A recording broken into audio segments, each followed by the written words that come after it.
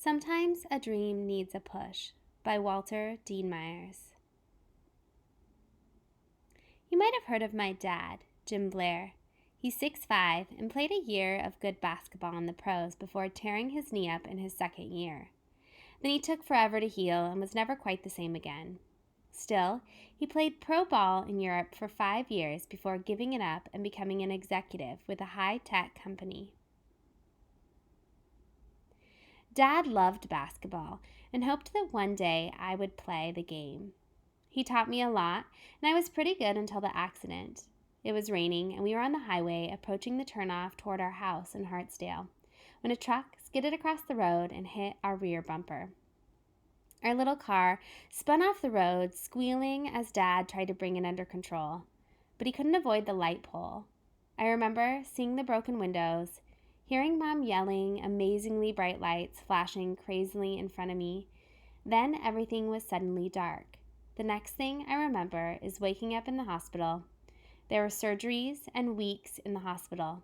But the important thing was that I wasn't going to be walking again. I didn't like the idea, but Mom and I learned to live with it. Dad took it hard, real hard.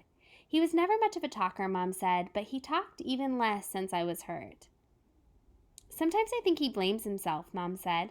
Whenever he sees you in a wheelchair, he wants to put it out of his mind. I hadn't thought about that when Mr. Evans, an elder in our church, asked me if I wanted to join a wheelchair basketball team he was starting. We won't have the experience of other teams in the league, he said, but it'll be fun. When I told Mom, she was all for it, but Dad just looked at me and mumbled something under his breath. He does that sometimes. Mom said that he's chewing up his words to see how they taste before he lets them out. Our van is equipped with safety harnesses for my chair, and we used it on the drive to see a game between Madison and Rosedale. It was awesome to see guys my age zipping around in their chairs playing ball. I liked the chairs too. They were specifically built with rear stabilizing wheels and side wheels that slanted in. Very cool. I couldn't wait to start practicing. At the game, Mom sat next to me, but Dad went and sat next to the concession stand.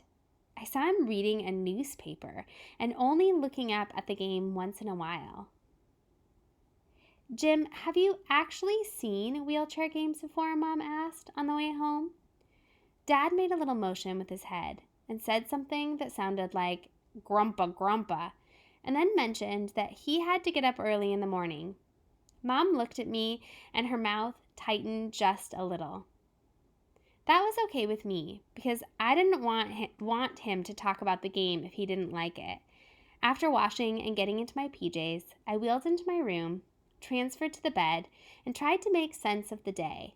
I didn't know what to make of Dad's reaction, but I knew I wanted to play.